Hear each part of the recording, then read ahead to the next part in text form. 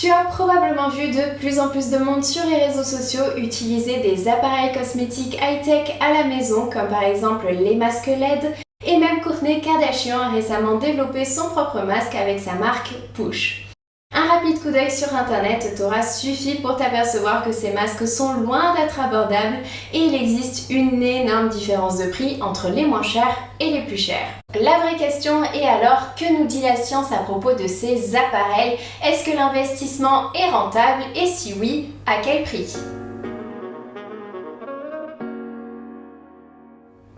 Hey, salut à toi et bienvenue dans cette nouvelle vidéo dans laquelle on va enfin parler des masques LED. Si tu ne me connais pas, je suis Bérangère, ingénieure chimiste spécialisée en cosmétique et le but de ma chaîne c'est justement de parler de la science des cosmétiques. Donc si c'est un sujet qui t'intéresse, n'oublie pas de t'abonner à ma chaîne et d'activer la cloche pour recevoir une notification dès la mise en ligne d'une nouvelle vidéo. Donc aujourd'hui dans cette vidéo, je le disais, on va parler des masques LED. Je vais te dire tout ce qu'il y a à savoir à propos de ces masques.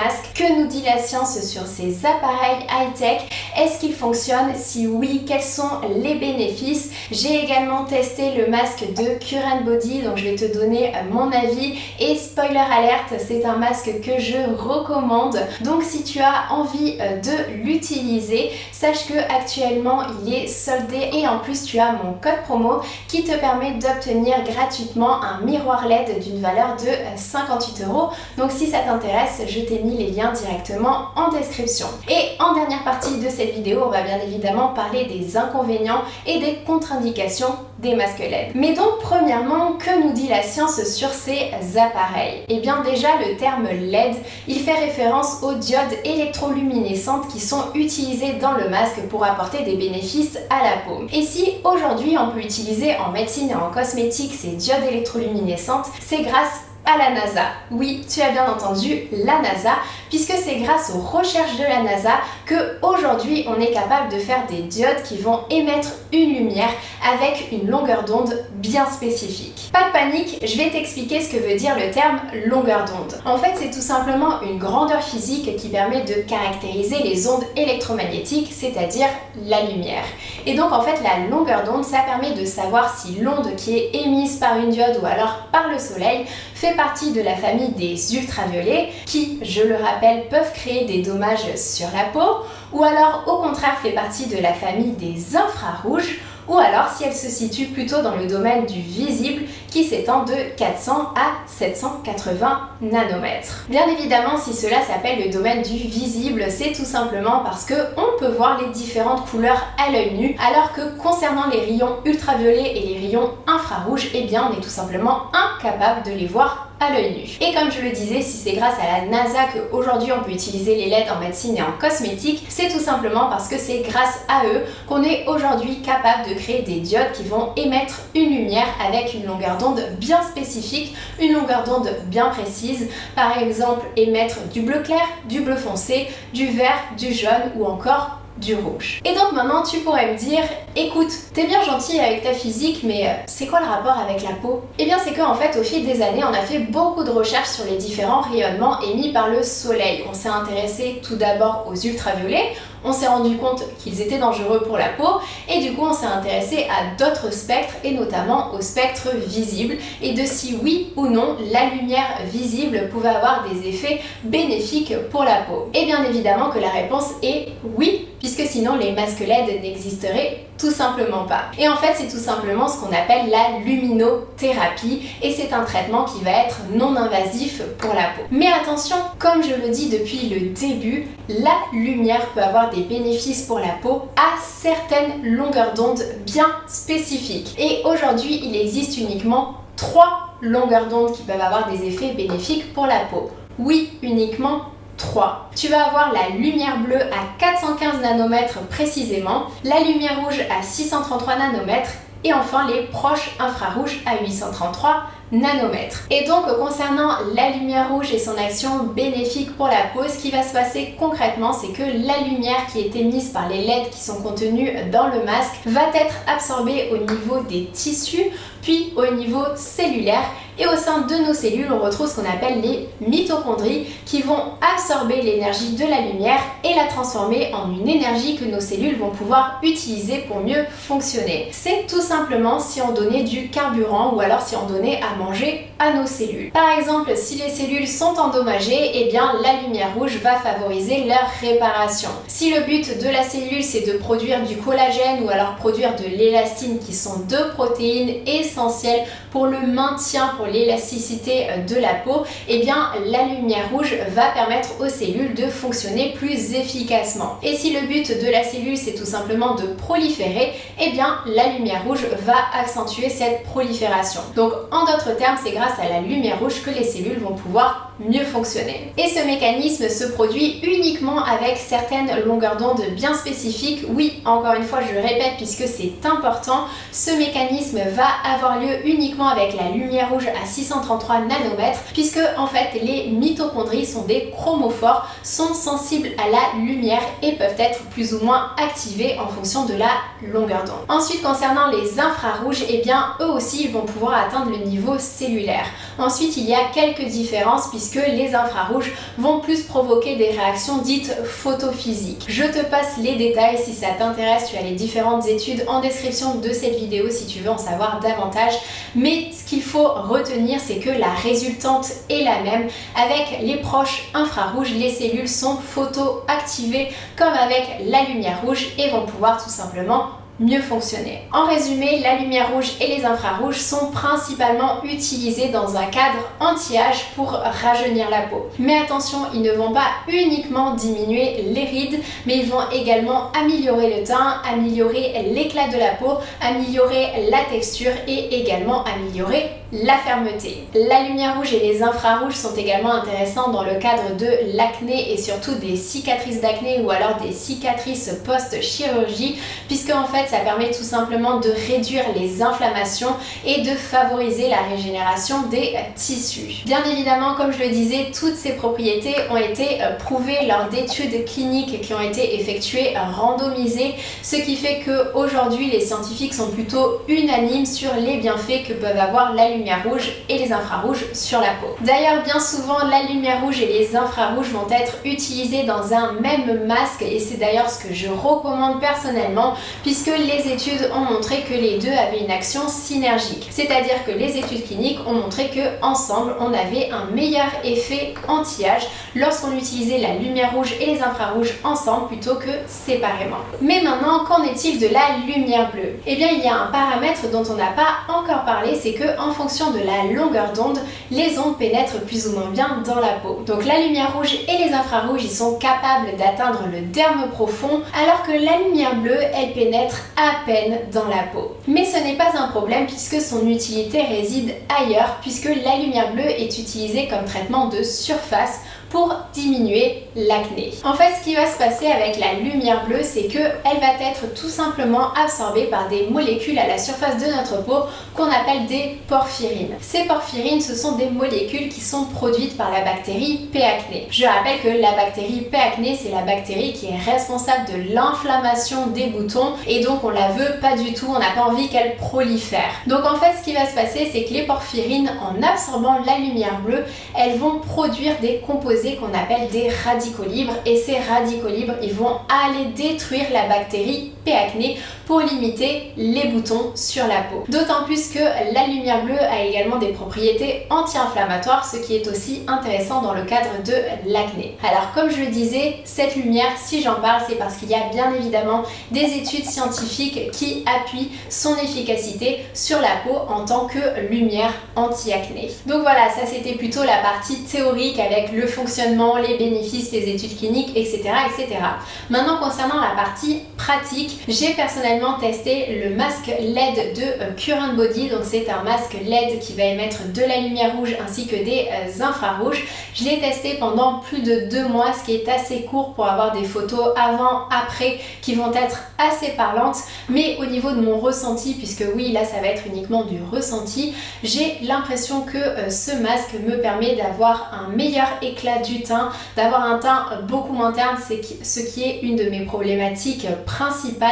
J'ai également l'impression que mes lésions d'acné guérissent beaucoup plus vite et d'ailleurs j'ai beaucoup moins de boutons. Ensuite concernant les rides, eh bien je peux pas vraiment voir d'effet spectaculaire puisque je n'ai pas de rides creusées, mais au niveau des rides d'expression, au niveau de la bouche, j'ai l'impression que ces rides sont beaucoup moins marquées par rapport à avant. Mais maintenant il faut bien faire attention puisque je ne peux pas garantir à 100% que les ressentis que j'ai au niveau de l'amélioration globale de mon visage sont dus au masque LED uniquement, puisque à côté de ça j'ai bien évidemment une routine carrée qui est justement axée sur de l'anti-acné et sur de l'anti-teint terne. D'autant plus qu'il y a également l'environnement personnel qui joue beaucoup, surtout au niveau de l'acné, puisque j'ai été en vacances pendant 2 semaines, donc bien évidemment qu'il y a aussi ça qui va jouer. Donc tout ça pour dire que je ne peux pas garantir à 100% que c'est uniquement le masque qui m'a fait voir ses bénéfices. D'ailleurs je ne pense pas que ce soit uniquement le masque, mais je pense sincèrement que c'est une combinaison des deux. Donc une combinaison du masque et également ma routine cosmétique bien évidemment. Cela dit, je vais bien évidemment continuer son utilisation et peut-être que du coup on pourra en reparler dans plusieurs mois voire plusieurs années vu que j'aurai un petit peu plus de recul sur son utilisation. Mais ce que je voulais te dire aussi au niveau de mon ressenti vis-à-vis de la luminothérapie, je t'avoue qu'au début j'étais très sceptique puisque je suis toujours méfiante comme ça des nouvelles technologies qui peuvent apparaître, je me méfie beaucoup, mais honnêtement après tout ce que j'ai lu pour faire cette vidéo, donc toutes les recherches que j'ai lues et le test du masque Current Body, honnêtement je suis très convaincue par la lumière rouge et par les infrarouges au niveau de l'action qu'ils peuvent avoir au niveau de la peau. Concernant la lumière bleue, je suis un petit peu plus mitigée, mais ça on en reparlera plus tard dans la vidéo, je t'expliquerai un petit peu plus pourquoi. Concernant les spécificités du masque Current Body, donc comme je le disais, c'est un masque qui va émettre de la lumière rouge ainsi que des infrarouges, donc ce sont les 2 longueurs d'onde qui ont été scientifiquement prouvées pour apporter des bénéfices pour la peau. Donc pour moi la combinaison des deux elle est juste parfaite pour traiter différentes problématiques de peau, donc notamment de l'anti-âge, de l'inflammation et de la cicatrisation principalement. Au niveau de l'utilisation c'est très simple puisqu'il suffit tout simplement de le mettre à charger pendant quelques heures. Puis il fonctionne tout simplement sur batterie, c'est-à-dire que tu peux l'utiliser où tu veux et quand tu veux. Il est réglé pour délivrer le traitement pendant 10 minutes, ce qui est le temps recommandé par la marque. Donc pas besoin de chronomètre, tu appuies tout simplement une fois sur le bouton, il se met en marche et il s'éteindra tout seul au bout de 10 minutes.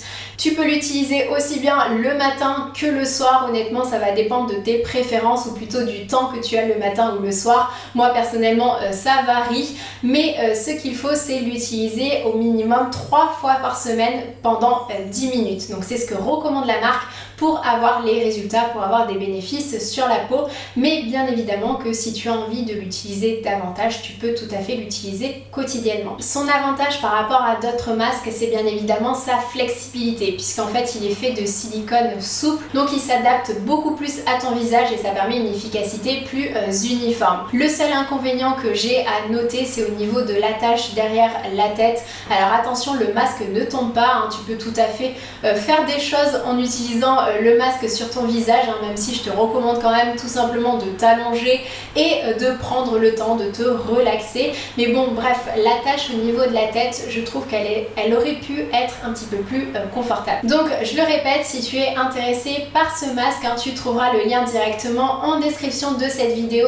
Il est actuellement soldé, donc c'est assez intéressant et d'autant plus que tu as mon code promo qui s'affiche à l'écran qui te permettra de bénéficier d'un miroir LED d'une valeur de 58 € qui sera offert pour ta commande. En conclusion de tout ça, si tu souhaites acheter un masque LED ou alors si tu as déjà acheté un masque LED mais que tu n'as pas vu de résultats bénéfiques pour ta peau, c'est peut-être que les paramètres n'étaient pas les bons. Puisque oui, il y a des critères super importants à regarder avant d'acheter un masque LED. Et je ne dis pas ça comme ça, je dis ça parce que malheureusement aujourd'hui il y a beaucoup de masques LED qui sont vendus mais qui n'auront aucune efficacité sur la peau puisqu'ils ne respectent pas ces critères importants. Alors comme je le disais, le premier point, le premier critère important, c'est bien évidemment les longueurs d'onde. Aujourd'hui, il y a 3 longueurs d'onde qui ont démontré des effets thérapeutiques pour la peau. Tu as la lumière bleue à 415 nanomètres précisément, la lumière rouge à 633 nanomètres et les proches infrarouges à 830 nanomètres. Ce qui fait que si la marque ne précise pas les longueurs d'onde utilisées et que lorsque tu leur demandes, ils n'ont pas trop envie de te le dire, n'achète pas. Et si la marque te dit également une large plage, comme par exemple nos diodes, elles émettent une lumière entre 600 et 700 nanomètres, je ne te conseille pas d'acheter non plus. Je te conseille d'acheter un masque qui spécifie bien les longueurs d'onde qui sont utilisées de manière précise. Ensuite, il y a un deuxième critère à regarder avant d'acheter son masque, c'est ce qu'on appelle l'irradiance. L'irradiance, si tu veux, c'est tout simplement la puissance de tes LED. Puisque tes LED, si elles ne sont pas assez puissantes, elles ne vont pas pouvoir engendrer tous les processus chimiques et physiques dont on a parlé dans cette vidéo. Et au contraire, si les LED elles sont beaucoup trop puissantes, et bien dans ces cas-là, le masque risque de surchauffer. Donc tu vas avoir une sensation de chaud et ça peut engendrer des érythèmes, voire dans de rares cas des brûlures.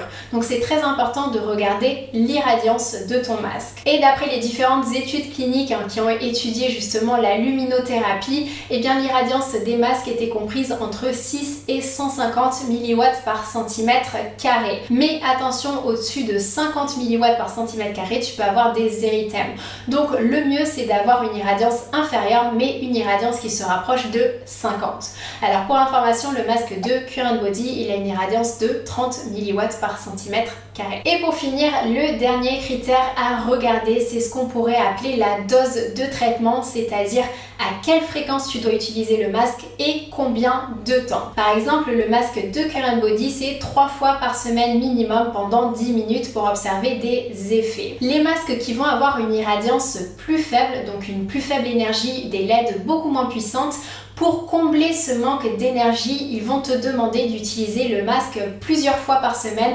Donc ça va passer à 5 fois par semaine, voire tous les jours. Et ils vont également augmenter le temps d'utilisation. Donc ça va passer de 10 à 20 minutes. Bien évidemment qu'on n'est pas du tout sur le même côté pratique, puisque utiliser un masque 3 fois par semaine pendant 10 minutes, ça va, mais utiliser un masque tous les jours pendant 10 à 20 minutes, on n'est plus du tout sur le même côté pratique. Donc, quitte à investir dans un masque LED, il vaut mieux investir dans un masque qui respecte bien ces 3 critères. Maintenant, juste avant de finir cette vidéo, je voulais quand même revenir sur les contre-indications et sur les inconvénients de la luminothérapie et surtout du pourquoi je suis un petit peu mitigée par rapport à la lumière bleue. En fait, c'est que aujourd'hui, il y a beaucoup d'études qui sont en train de sortir sur l'effet de la lumière bleue sur la peau et il ne serait pas que bénéfique puisque la lumière bleue peut avoir un impact négatif sur la peau et notamment au niveau des mitochondries puisque les mitochondries fonctionneraient beaucoup moins bien sous lumière bleue et donc donneraient beaucoup moins d'énergie à nos cellules qui n'auraient plus du coup davantage d'énergie pour bien fonctionner. Et c'est là en fait toute la particularité de la lumière puisque aujourd'hui par exemple il existe ce qu'on appelle la photothérapie par les UVB. C'est-à-dire qu'on va tout simplement envoyer des UVB sur la peau pour traiter différentes maladies dont notamment le psoriasis. Alors que les UVB, on le sait, c'est dangereux, c'est pas bien pour la peau. Mais oui, la lumière, elle a cette dualité d'être à la fois dangereuse sous certaines conditions, mais de permettre également d'avoir des effets bénéfiques pour la peau et de traiter certaines maladies. Alors attention, la luminothérapie avec la lumière bleue, c'est pas tout à fait pareil que de rester exposé au soleil pendant plusieurs heures et du coup de recevoir la lumière bleue qui est émise par le soleil. Mais quoi qu'il en soit, la lumière bleue, ça reste la lumière bleue. Et en plus la lumière bleue, honnêtement elle est quand même assez proche des UV, donc la frontière peut être un petit peu étroite entre les deux. Donc c'est pour ça que je me méfie. D'autant plus que la lumière bleue elle peut endommager les yeux. Donc si tu utilises un masque à la lumière bleue, il faut impérativement porter des lunettes de protection. Et toutes les ondes qui sont inférieures à 600 nanomètres, donc c'est-à-dire la lumière bleue, peuvent engendrer de l'hyperpigmentation sur la peau. Donc voilà, tout ça me fait dire que la lumière bleue actuellement, je n'investirai pas dans un masque à la lumière bleue, je préfère investir dans la lumière rouge et les infrarouges. Ensuite, concernant la photothérapie de manière générale, il y a effectivement des contre-indications et notamment pour les personnes qui sont photosensibles, hein, c'est-à-dire qui sont sensibles à la lumière, comme c'est par exemple le cas avec certaines maladies comme par exemple le lupus. Donc bien évidemment que si tu as une maladie, je te suggère absolument de demander l'accord à ton médecin avant d'investir dans un tel appareil et de l'utiliser. Mais sinon, en conclusion générale, honnêtement, les masques LED, lumière rouge et infrarouge, ce sont des produits que je recommande et qui peuvent vraiment avoir des résultats sur la peau. J'en suis convaincue. Par contre, attention,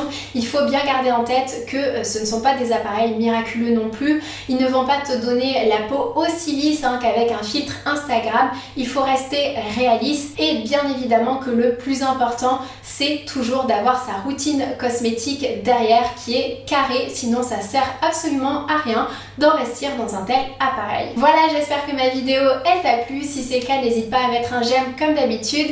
Et si tu as testé la luminothérapie, que tu as envie de partager ton avis, et bien les commentaires sont là pour ça. Je te fais de gros bisous, prends soin de toi, ciao.